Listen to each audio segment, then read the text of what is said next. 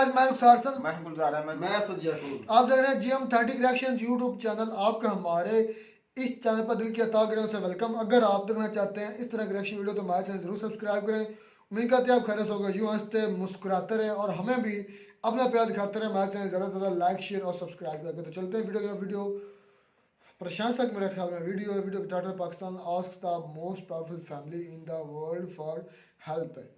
तो देखते हैं सबसे पहले वीडियो, फिर देते हैं रिएक्शन।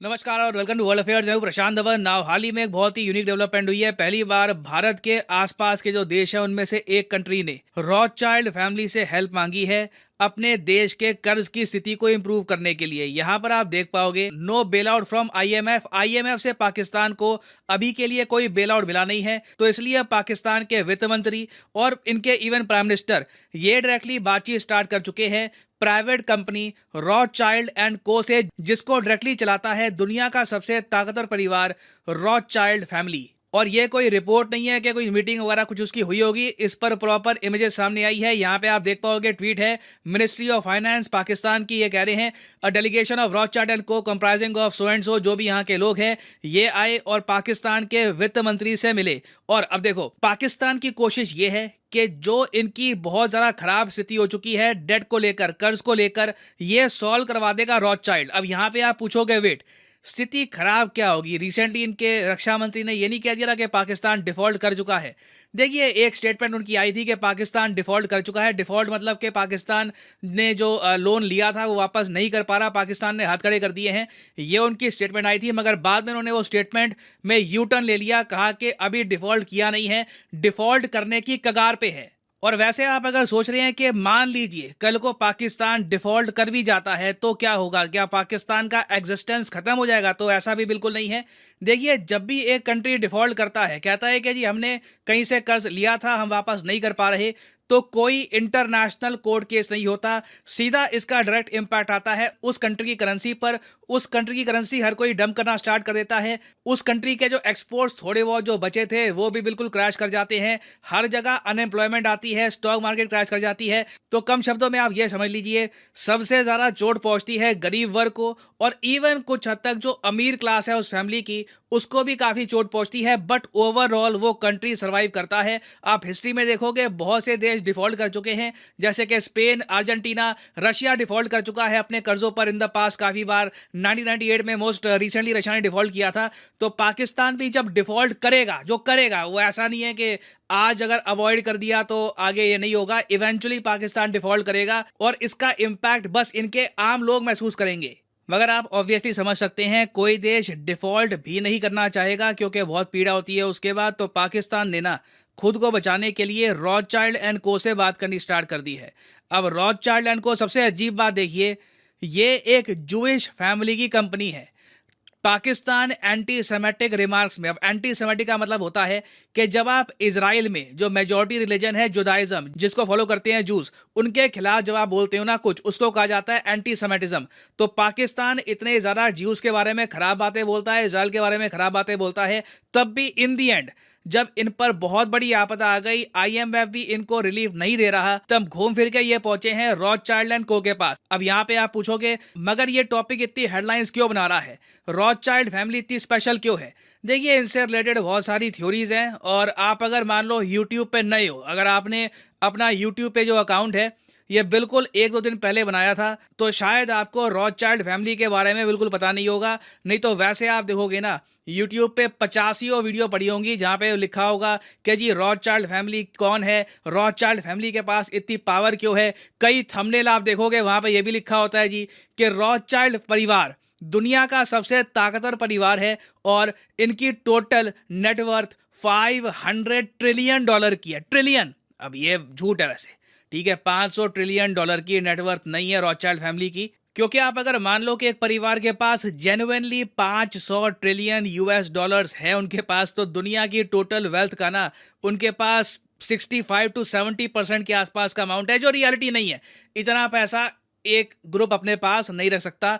तो एक्चुअल जो नेटवर्थ है ना रॉथस्चाइल्ड फैमिली की, वो बताया जाता है कि रफली $500 बिलियन की है, जो अपने आप में बहुत ज़्यादा है। इनके देखो अगेन आप अगर फॉर्चून 500 की लिस्ट में जाओगे, फॉर्चून रियल टाइम जो बिलियनर की लिस्ट है वहां पर देखोगे, उधर आपको दिख जाएंगे Elon Musk, Jeff Bezos, Bernard Arnault family लिखा होगा। इनकी नेटवर्थ, ये इलॉन मस्क की नेटवर्थ है 190 बिलियन, ये जेफ बेजो की 117 बिलियन। मगर क्या ये पैसा जेन्युइनली इन लोगों के पास है, या फिर जो इनकी कंपनियों के शेयर इनके पास पड़े हुए हैं, उन शेयर्स की वैल्यू इतनी उठी हुई है ना, तो इनकी नेटवर्थ यहां पर दिख रही है। ये आपको समझना होगा। इलॉन मस्क के पास जेब में नहीं पड़े 190 बिलियन डॉलर्स, एक्चुअल जो इनके पास कैश होगा ये बहुत कम होगा। मगर जो रॉथशाइल्ड फैमिली है उनके पास जो टोटल एसेट्स है 500 बिलियन डॉलर्स के आसपास के, ये जेन्युइन एसेट्स हैं। इनमें से बहुत सारी आपको प्रॉपर्टीज मिलेगी, बड़ी कंपनियों में इनके स्टेक है, ऐसी कंपनियां जिनके फाउंडर ये नहीं है। एप्पल में बताया जाता है, उसके अलावा अल्फाबेट में, गूगल की जो पेरेंट कंपनी है अल्फाबेट, और वेरियस अदर कंपनीज में इनका स्टेक है। दुनिया भर में प्रॉपर्टीज हैं, कई इंपॉर्टेंट फाइनेंशियल इंस्टीट्यूट में इनके लोग बैठते हैं। तो ये परिवार बहुत ज्यादा पावरफुल है। इनके पास जो पैसा आप कह लीजिए है, नेटवर्थ जो है, इसको ये यूज भी कर सकते हैं। मगर इनका नाम देखिए लिस्ट में इसलिए नहीं आता क्योंकि पहली बात तो ये परिवार बहुत ज़रा बड़ा है। ठीक है, ये परिवार 17वीं सेंचुरी से अमीर होना स्टार्ट हुआ था। इनकी शुरुआत हुई थी फ्रैंकफर्ट जर्मनी से। धीरे धीरे इन्होंने इन्वेस्टमेंट्स करी, सही जगह शादियां करी, अपने परिवार की नेटवर्थ बढ़ाते गए और इवेंचुअली आप कह लीजिए इनका नेटवर्थ बहुत बड़ा हो गया। अब यहाँ पे आप लोग कह सकते हैं कि जी मैंने कोई थ्योरी पढ़ी है कि ये लोग वॉर से पैसा कमाते रहे, ये करते रहे, वो करते रहे, वहां पर मैं नहीं जाऊंगा, ये मेरा टॉपिक नहीं है। नहीं तो रॉथशाइल्ड्स के बारे में अलग से अगर हम बात करें ना तो 20 घंटे का लेक्चर हो सकता है, क्योंकि बहुत सी थ्योरीज हैं कि इनके पास ये 500 बिलियन डॉलर कहां से आए। मगर आज के समय देखिए रॉथशाइल्ड फैमिली इतनी ज्यादा अमीर है कि बहुत ही जल्द इनका प्लान ये भी है कि जो इनका मेन इन्वेस्टमेंट एजेंसी है, जो इनकी मेन इन्वेस्टमेंट फर्म है, जो पाकिस्तान की हेल्प करेगी, बाय द वे, जो आज के समय जो ये टूटे हुए देश है, जो बिल्कुल कमजोर देश है, उनकी हेल्प भी कर रही है, उसको प्राइवेट ले जाने की बात कर रहे हैं। ये बहुत बड़ी बात होती है। रॉथशाइल्ड एंड को एक बहुत ही बड़ी इन्वेस्टमेंट फर्म है, अभी स्टॉक मार्केट में ये लिस्टेड है। रॉथशाइल्ड फैमिली ने रिसेंटली ये डिसाइड किया कि स्टॉक मार्केट से हटा के ना इसको 100% एक प्राइवेट कंपनी बना देंगे। कुछ हद तक ऐसे ही कर देंगे जैसे इलॉन मस्क ने किया ट्विटर के साथ। इलॉन मस्क ने ट्विटर के जो शेयर थे ट्विटर के ओनर्स के पास, पब्लिक के पास, आम जनता के पास, सब खरीद लिए और कंपनी को बना दिया प्राइवेट। 100% ओनर बन गए और अब इलॉन मस्क को किसी को जवाब देने की आवश्यकता नहीं है। सिमिलरली रॉथशाइल्ड फैमिली का जो रॉथशाइल्ड एंड को, ये जो इनका मेन आप कह लीजिए इनका जो फाइनेंशियल इंस्टीट्यूट है जो पाकिस्तान की हेल्प करेगा, ये पब्लिकली लिस्टेड भी नहीं रहने वाला बहुत ही जल्द। तो कम शब्दों में आप ये कह लीजिए पाकिस्तान जिनकी हेल्प लेने वाला है वो एक बहुत ही ज्यादा क्लोज्ड ग्रुप बनने वाला है। वो एक्चुअली में पाकिस्तान की हेल्प करना भी क्यों चाहते हैं उसके बारे में हमको अभी कुछ जानकारी है नहीं कि रॉथशाइल्ड एंड को ये डूबते हुए जहाज को बचाने की कोशिश क्यों करेगा, उसके बदले में ये पाकिस्तान से क्या क्या करवाना चाहेंगे। क्योंकि देखो इमरान खान पाकिस्तान के फॉर्मर पीएम ऑलरेडी कह चुके हैं कि पाकिस्तान में कोई जेन्युइन फ्रीडम है नहीं। ऑलरेडी ये देश अपनी फ्रीडम खो चुका है यूएसए के हाथों, काफी हद तक चाइना के हाथों। अब जो थोड़ी बची कुची फ्रीडम है ना, अब ये कंट्रीज के पास नहीं जा रही। अब ये जो प्राइवेट परिवार है जिनके पास बहुत सारी संपत्ति है, वो भी पाकिस्तान पर इतना फेवर डाल देंगे फाइनेंशियल हेल्प करके कि इन दी एंड पाकिस्तान जो भी निर्णय लेगा इन द फ्यूचर, ये रॉथशाइल्ड एंड को, बड़ी कंट्रीज, ये सब मिलकर डिसाइड करेंगी। और नोटिस करिए यहाँ पर मैंने ये कहा है कि प्राइवेट लेंडर्स और साथ ही साथ चाइना और यूएस, ये तीनों का ही काफी हद तक स्टेक होगा पाकिस्तान की फाइनेंशियल स्टेबिलिटी में। क्योंकि एक तरफ जब रॉथशाइल्ड फैमिली के साथ बात कर रही है पाकिस्तान की गवर्नमेंट, साथ ही साथ ये भी न्यूज आई है कि चाइना ने 700 मिलियन डॉलर्स का लोन अप्रूव कर दिया है पाकिस्तान के लिए, ताकि इनकी इकोनॉमी कुछ समय के लिए फ्लोटिंग रहे, ये अपने लोन्स पर डिफॉल्ट ना कर जाए। तो यह आप कह लीजिए एक नई शुरुआत है जहां पर जो छोटे इकोनॉमिकली पुअर कंट्रीज हैं ये ना सिर्फ वर्ल्ड बैंक, आईएमएफ और बाकी कंट्रीज पर डिपेंडेंट होंगे, अब ये प्राइवेट लेंडर्स की तरफ भी देख रहे हैं। और ये ट्रेंड देखो पाकिस्तान में स्टार्ट हुआ है। इन द फ्यूचर कोई बड़ी बात नहीं है कि बांग्लादेश, मालदीव्स, बहुत से देश जिनके फाइनेंसेस खराब हो चुके हैं, इन्फ्लेशन पीक कर रही है, इसी तरीके से प्राइवेट फर्म्स के पास जा सकती है। It can very much happen. और आने वाले समय में आप देखोगे इस टॉपिक से रिलेटेड बहुत सी न्यूज आएगी, तो उस पर मैं अपडेटेड वीडियोस लाता रहूंगा आपके लिए। और फाइनली आप लोगों के लिए एक इंपॉर्टेंट मैसेज, आज के समय अनअकैडमी की एक मैसिव 20% सेल चल रही है सारे कोर्सेज पर। मैं यहाँ पे बात कर रहा हूँ SSC, bank, CDS, IIT, JE सब एग्जाम हुई। खैर पाकिस्तान की अब हालत ऐसी है, अब पाकिस्तान के लिए ना कुछ जायज़ है ना कुछ नाजायज़ है। ना कोई हलाल है ना कोई हराम है, ना कोई ऊंच है ना कोई नीच है, लेकिन खाएंगे उन्हीं यहूदियों का ही और फिर भौंकेंगे भी उनके खिलाफ ही। तो रुखसार भाई, जो हमारे सबस पासपोर्ट पर लिखा गया है कि इसराइल पर ये पासपोर्ट अवेलेबल नहीं है, इसलिए किस लिए अवेलेबल नहीं है कि जो एक यहूदी है उसको हम तस्लीम नहीं करते। आज ये नौबत आ चुकी है हमारे मुल्क पर कि हम भाई उनकी एक फैमिली है यहूदियों की, उनसे जाकर मदद मांग मदद रहे मांग हैं। रहे हैं। तो ये किस किस वजह से हम इसराइल को क्यों नहीं तस्लीम कर रहे, ये हम बार बार असद भाई से आप आज हम पूछेंगे कि हम आज क्या क्या घड़ी आ गई है, इतने क्यों मजबूर हो चुके हैं कि हम उनके पास गए हैं और मदद मांग रहे हैं। अच्छा, हम तो हम ये सेम नहीं कर रहे, लेकिन तस्लीम- उनकी घूस खा रहे हैं, घूस उनका खा रहे हैं। दिया हुआ जो है वो रुपए खाने रुपए में, खाने मदद के खाने लिए में, इमदाद खाने वो में जायज हम है। सबसे जायज है, उसको तस्लीम करते तो ये नौबत ही ना आती है सर भाई। हम उनको इसराइल को तस्लीम करते और मुल्क के साथ हालात हमारे ताल्लुकात अच्छे होते तो ये नौबत ना होती। तो आज मदद मांगना उनसे तो ये चाइल्ड फैमिली उन्हीं की यहूदियों की है ना, यहूदी हैं वो भी। तो असद भाई, आप क्या ख्याल रखते हैं कि इनको ये क्या घड़ी पड़ी कि पाकिस्तान ऐसे ही डूब रहा था कि उनसे जाकर मदद मांगी इन्होंने। एक नंबर का बेगैरत दल्लाल जलील बंदा है जिसको ये वजीर आज़म बनाया गया।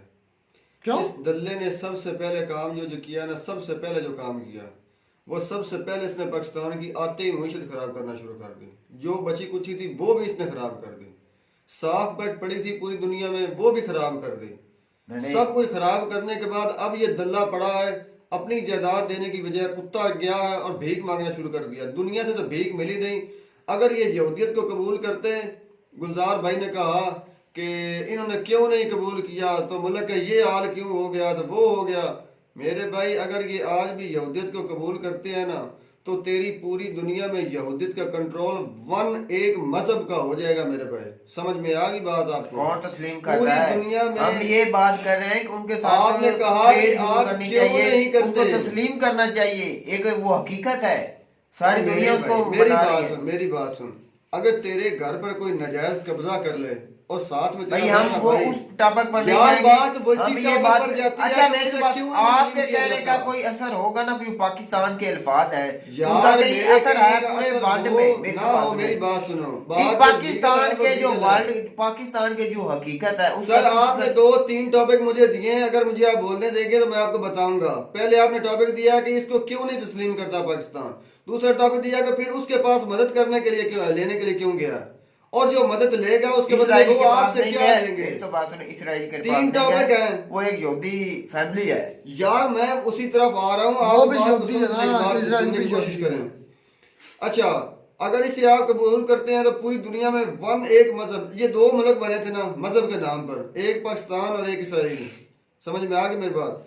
ये मजहब से टूट जाएगा, सीधी सी बात है। ये कन्वर्टेड है, ये अपने आप को भुला देंगे कि हम कौन हैं। जो पूरी दुनिया कोशिश कर रही है कि ये एक ही मुद्दा बयान छोड़ दिया जाए कि हम मुसलमान हैं, हम ये हैं, हम वो हैं, हम ये मान लें कि पूरी दुनिया में इंसान। अच्छा, पाकिस्तान के मुसलमानों को से तकलीफ है सबको। सर आप बात होने देंगे, मुझे करने देंगे बात आप। भाई आपको काउंटर तो कर सकते हैं ना एक आप बात तो। अच्छा, अब यहूदियों को आप माने कि उनका मुल्क है तो पूरा इसराइल जो है ना मेरे भाई, समझ ले कि वो यहूदियों का है। अगर आप उसको मुल्क मानते हैं, तस्लीम करते हैं, तो पूरा इसराइल ही उनका, क्योंकि जितने वो पावरफुल हैं आर्मी लेवल पर। आप उसे एक दो मुल्क बचे हैं मेन जो मुसलमानों के हैं, वो एक्सपेक्ट मानते हैं तो ओनली रजिस्टर्ड हो जाएंगे, वो रजिस्टर होंगे पूरे इसराइल इससे के। होगा क्या? इससे होगा ये कि जितने भी इसराइल में लोग हैं ना मुसलमान, वो चाहे फिर वहां पर रहें ना रहें, ये जंग करने की जरूरत नहीं है, वो मुल्क उनका अपने आप मालिक हो जाएगा उसके साथ। दूसरी बात, ये जो तो अब हमने कौन सा ले लिया है? आप जैसे मुद्दा कश्मीर का वहां पर बयान करते हैं ना, तो आपके पास जवाब होता है बात करने या फिर इतनी गलत करें कि आप अगर उनको सर मैं उसी तरफ आ रहा हूँ, खिलाफ कर रहे हैं, मैं नहीं उसी कर- तरफ आ रहा तो हूँ। यहूदियों का फिर पैसा क्यों खाने पर तुले हैं? सर आप मेरी बात सुनेंगे तो आपको समझ में आ जाएगी। अच्छा, अब दूसरा बात आ गई कि आप ये उसकी तरफ क्यों गया। और मेरे भाई सीधी सी बात है, जो बंदा किसी ना काम का हो ना, जिसको गैरत हया शर्म कुछ भी ना हो, तो उसको जहां से मुंह मारने को मिलेगा ना सर, वो वहां पर मारेगा। और इसके मुंह मारने से पूरी उम्मत मुसलमान जो है ना, वो बदनाम पहले भी हो चुकी है, बाद में भी होगी, लेकिन इसको कोई फर्क नहीं पड़ेगा।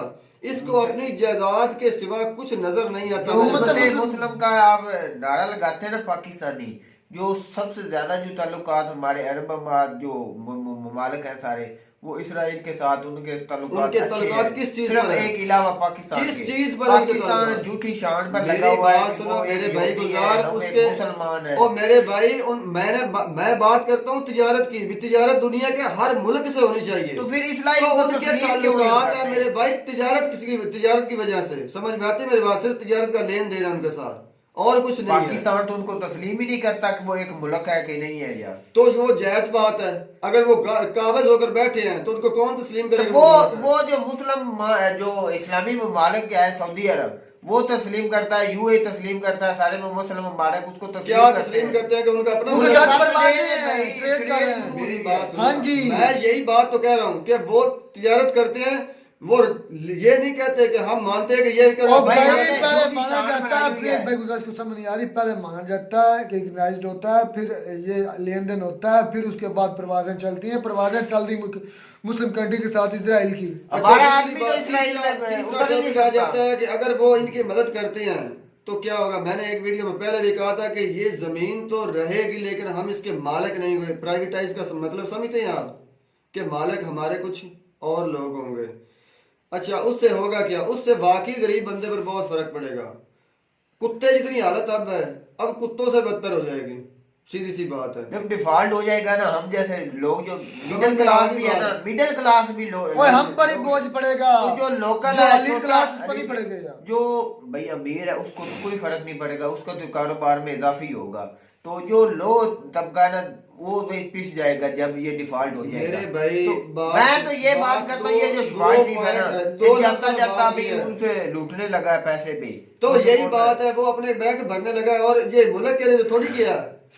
मुल्क के मुल्क की भलाई लिए, मुल्क के गया। लिए सोचना होता है अपना जो खजाना बाहर यार कंट्री में पड़ा उसके है, पास या वही उसके भाई लेकर के आ पास जाता। जितनी प्रॉपर्टी है ना बाहर, या जितनी जायदाद है मेरे भाई, अगर वो कुछ हिस्सा भी बेचे तो ये आसानी से जो मसला अभी पेश आया हुआ है ना मेरे भाई, तो ये असद भाई, क्या हो सकता मैं है? एक हकीकत बताना चाहता हूँ। इसराइल को तस्लीम करना चाहिए, हमें इस झूठी शान पर नहीं रहना चाहिए। झूठी शान की वजह से कि नहीं मेरे भाई, इसराइल मैं को- बात कहूंगा सच्ची, झूठी शान की वजह से नहीं। उसको इसलिए तस्लीम नहीं करना चाहिए क्योंकि वो मुल्क उनका ना था, ना है, ना होगा, और उन्होंने कब्जा किया था मेरे मिल भाई बैठ कर तो गलत बात तरीके से। हो सकती है, मेरी बात टेबल सुनो। टॉक, ये ऐसे तो नहीं ना कोई बात। हाँ, टेबल टॉक करें, उन्हें कहें कि आप लीगली कोई सबूत पेश करें कि आप किस सन में आए थे, आपके बाबा दादा जो यहाँ पर आए थे आप नाम क्या था मेरे कोई भाई? भी और मुस्लिम इस ममालिक, मुल्क में मेरी जहाँ तो पर बात आप सुनिए। रह रहे हैं, भाई इस मेरी- मुल्क में जहाँ पर भाई आप रह कोई रहे हैं, मुस्लिम ममालिक उसको उधर से नहीं निकाल सकता, वो एक हकीकत है। और सुपर वो इतनी स्ट्रांग है कि उसके तो नजदीक सर कोई भी मैं नहीं जा एक ही सकता। बात कहता हूँ और कि यही जिसकी हल लाठी- है कि और उसको मेरे भाई तस्लीम गुजार करना मेरी चाहिए। बात सुनो, जिसकी लाठी उसकी भैंस वाला पूरी दुनिया में कानून है ना।